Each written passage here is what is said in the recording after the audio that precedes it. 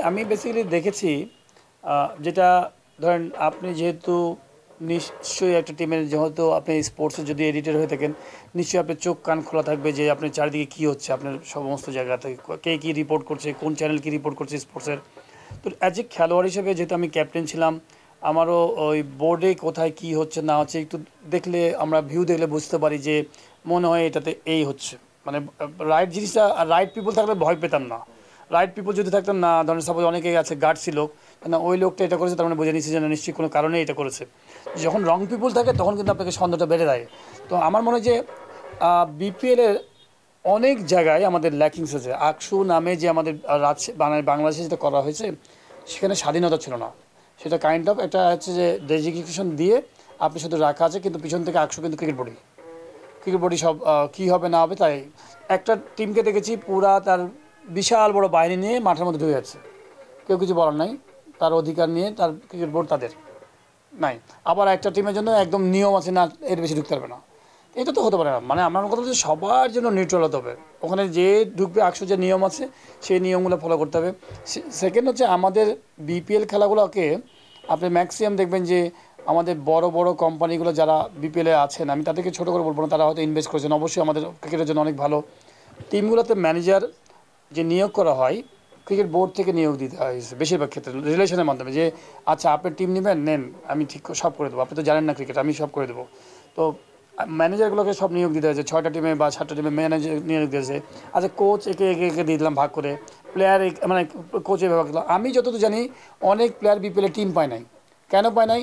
এখান থেকে ইন্ডিকেশন দেওয়া হয়েছে অকশনে এই কোচগুলোকে এই প্লেয়ারগুলোকে ডাকা হবে না, ডাকবা না। এটা তো হতে পারে না, টিম হবে স্বাধীন। কোন প্লেয়ার কি ইনডিসিপ্লিন ছিল কি ডিসিপ্লিন ছিল জানেন? আমার কথা হচ্ছে সে যদি ফাইনের মধ্যে না পড়ে থাকে, যে যদি সে সাসপেন্ড হয়ে না থাকে তাহলে অকশনের মধ্যে কেন ভালো প্লেয়ার চান্স পাবে না? তো অনেক আমার কাছে মনে হয় যে এই কাজগুলো করা হয়েছে। আশা করি যদি এগুলোকে থেকে বেরিয়ে আসতে হবে আমার কাছে মনে হয়। এবং আমি এখনও মনে করি যে বাংলাদেশের অনেক বড় বড় হাউস আছে তারা অনেকে হয়তো ক্লাব বিপিএল নিতে চায় টিম, কিন্তু তাদেরকে রাইট জিনিসটা দিতে হবে। যে আমি বলবো যে তাদেরকে একটা ইনভেস্ট করবে, তাদেরকে একটা সুন্দর দিতে হবে যে এই আসলে আপনি এই বেনিফিট পাবেন এই সুবিধাগুলো পাবেন। আপনি একটা ব্যবসায়িক খামাখা 10 কোটি টাকা খরচ করবে। আপনি দেখেন বিপিএলে বেশিরভাগ কোম্পানি যারা টিম চালিয়েছে তারা হচ্ছে ক্ষমতাবান মানুষ ছিল। ক্ষমতাবান মানুষগুলো টিম বানিয়েছে কেন? তাকে তো টাকা খরচ করা লাগতো, বিভিন্ন লোক এসে টাকা দিয়ে যেত। আমি যতদূর জানি মানুষজন কেউ 5 কোটি কেউ 2 কোটি কেউ 3 কোটি টাকা দিয়ে যেত, বিকজ সে তো ওই চেয়ারে আছেন, বিকজ ওই চেয়ারকে দেখে দিয়েছেন তার স্বার্থে, বিকজ হচ্ছে 2 কোটি টাকা দিলে 10-20 কোটি টাকার একটা কাজ পেয়ে যাবে। তো এইভাবে আপনি বিপিএলকে মানে প্র্যাকটিক্যালি বিপিএলকে মার্কেটিং ওয়াইজ আপনি ব্র্যান্ড বানাতে পারেন। তো আমি হয়তো বলছি, আপনারা হয়তো অনেকেই মিডিয়ার সামনে ভাববেন যে আমি এই পোস্টে আসার জন্য ভাবছি, তা না। এটা হচ্ছে আমাদের সাধারণ খেলোয়াড়দের আমাদের ধারণা। আমরা চাই যে আমাদের আশা লাগবে না, কিন্তু আমরা চাই যে এটা সুন্দর একটা পরিবেশ থাকুক, সেটা যেই আসুক না কেন এই পরিবেশ থেকে উদ্ধার করা। আমার কাছে মনে হয় যে এরকম নোংরা পরিবেশটা আসলে খুবই দেখতে দেখতে আসলে অপছন্দনীয় হয়ে গেছে, আমি বলবো যে খুবই খারাপ জায়গা হয়ে গেছে, এখান থেকে উদ্ধার হওয়া। এবং আমি মনে করি যে আরেকটা জিনিস যে বিপিএলে 3টা জায়গায় খেলা হয়। ক্রিকেটকে যদি জনপ্রিয় করতে হয় আপনি চিটাগাং ঢাকা এবং সিলেট খেলা হয়, অবশ্যই সেইখানকার মানুষ খেলা দেখতে দেখতে টায়ার্ড হয়ে গেছে, ইন্টারন্যাশনাল ম্যাচ দেখতে দেখতে টায়ার্ড হয়ে গেছে। আপনি জনপ্রিয় আপনি যদি দেখেন কোনো খেলা হলেই সিলেট, আমি তাদের কাউকে ছোটো করি না, সবাই তো আমাদের জনগণ।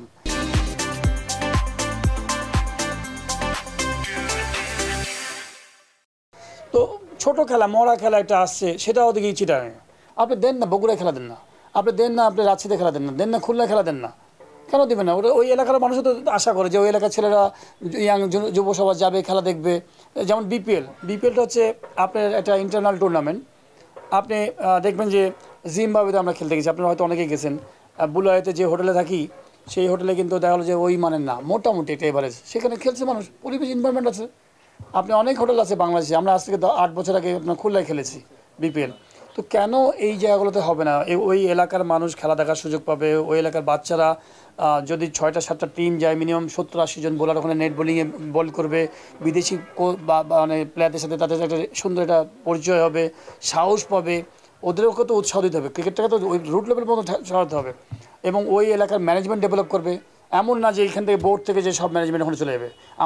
আপনার মনে আছে যে বিগত দিনগুলোতে এইখান থেকে বোর্ড থেকে পুরো ম্যানেজমেন্ট চলে যাচ্ছে জায়গায়, এখান থেকে বোর্ড থেকে চলে যায় পুরো সিলেটে, না সিলেটে খেলা সিলেটের ম্যানেজমেন্ট, এখান থেকে শুধু 1-2 জন কোঅর্ডিনেটর থাকবে, সে কিনা শুধু ম্যানেজ করবে কোঅর্ডিনেট করবে। আমি এটা ডেভেলপ করতে হবে প্রত্যেকটা সেক্টরে, যে কী করে বিপিএল অর্গানাইজ হয়। এখানে দরকার সে এসে সিলেটের কমিটি এসে দরকার একদিন 4-5 দিন দেখবে ঢাকায় কীভাবে অর্গানাইজ হয়, তারাও এখানে করবে, চিটাগাঁয়ের লোক চিটাগাঁয়ে করবে। এখান থেকে যে বিশাল পরিসরে যাবে সেটা তো ঠিক না, আপনি বিশাল টাকা নষ্ট করছেন। আর একটা বড় বড় ব্যাপার যে খেলা টেলা হলেই আমাদের দেশের, আমি যতদূর জানি যে ডিরেক্টর সব চলে যাচ্ছেন বিভিন্ন সময় খেলা দেখতে।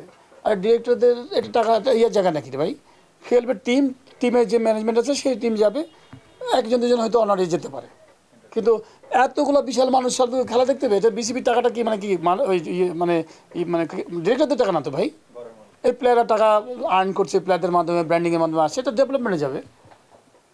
আমি মনে করি যে ভাই এটা অন্যভাবে নিন না, বিকজ প্রচুর মিসইউজ করেছি আমরা অনেক ধরেন মিসইউজ করেছি। আমি ছোট্ট একটা গত 2বার এজিএমে এসেছি, গত 3-4 মাস আগে একবার এজিএম এসেছি এখানে আপনার সোনারগাঁও হোটেলে এজিএমে গেছি। তো আমি দুঃখজনক যে আমরা একটা টেবিলের মধ্যে আমরা সব ফর্মার প্লেয়ার বসছি, আমি রকিবুল ভাই, ফারুক ভাই, সবাই আমরা চুপে চুপে মাথা নিচু করে মানে কথা বলছি।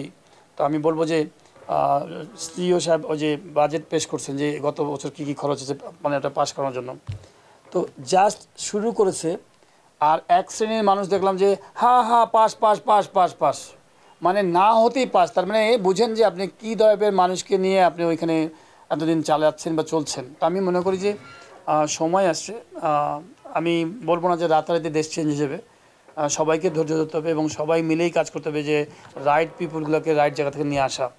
এবং এই যে 26 জন ডিরেক্টরের মধ্যে আপনি যদি দেখেন যে কতজন অ্যাক্টিভ ছিল, যে এখানে মনে হয় আমার মনে হয় 15-16 জন ইনঅ্যাক্টিভ।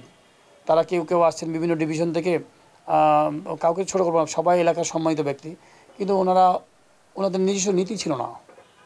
আমাকে যদি বলা হয় যে খালেদ মাসুদ পাইলট তুমি মেডিকেলের ডিরেক্টর হও, আমি যাব না, বিকজ আমার ওই নলেজ নাই। আমি তো ডাক্তার লাইভের লোক না, আমি কেন মেডিকেলের ডিরেক্টর হবো? কেউ যদি আমাকে বলেও থাকে যে আসেন, আমিও যাব না, বা ওনারও বলা উচিত হয় নাই। তো আমার মনে হয় যে গঠনতন্ত্র এমন একটা করা উচিত ক্রিকেটের জন্য, স্কিল লোক সাথে কর্পোরেট হাউসে কিছু মানুষ থাকতে পারেন, এই ধরনের একটা চিন্তা করা উচিত। বিকজ এখানে মার্কেটিং অনেক জড়িত আছে, খেলোয়াড়রা সব কিছু অনেক কিছু বোঝেন না, সেই সব চিন্তাভাবনা করে এমন একটা করা উচিত যে ভবিষ্যৎ বাংলাদেশের এমন একটা আইকনিক ডিপার্টমেন্ট করা, যেন আমাদের দেখে ক্রিকেটকে দেখে যেন অন্যান্য ডিপার্টমেন্টগুলো সবাই শুদ্ধ হতে পারে।